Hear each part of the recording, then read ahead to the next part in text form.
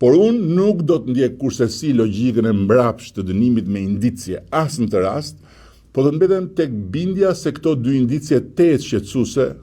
nuk provojnë se protagonistët pavarësisë drejtësisë u ka marrë koka erë. Dhe është mbushur mendja se ata janë shteti, ata janë ligji, ata janë drejtësia, si puna e ca trimoshave të BKH-s, për cilët kam dëgjuar shumë çuditëra, po kishin ardhur një ditë në godinën e Këshillit të Ministrave dhe nuk donin të linin patllaken tek dera, sipas rregullores sigurisë së lartë të Gardës Republikës. Pra, nuk dua kursesi të them se ferrat e mendësive dhe sëmundjet vjetra e kanë marrë uratën e drejtësisë re,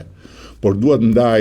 me të gjithë bindjen se ka ardhur koha një reflektimi serioz, profesional dhe ndërinstitucional për të ndarë beben e sapo lindur nga ujërat e pistë në një proces historik ku duhet garantojmë me dojmos suksesin e reformës në drejtësi. Duhet garantojmë me dojmos pavarësinë e gjyqësorit, po ku po ashtu nuk mundet kursesi të lejojmë me dojmos që kura të bëhet problem më i madh se smundja, duke rrezikuar liritë, të drejtat dhe frymarrjen e administratës dhe të ekonomisë së vendit.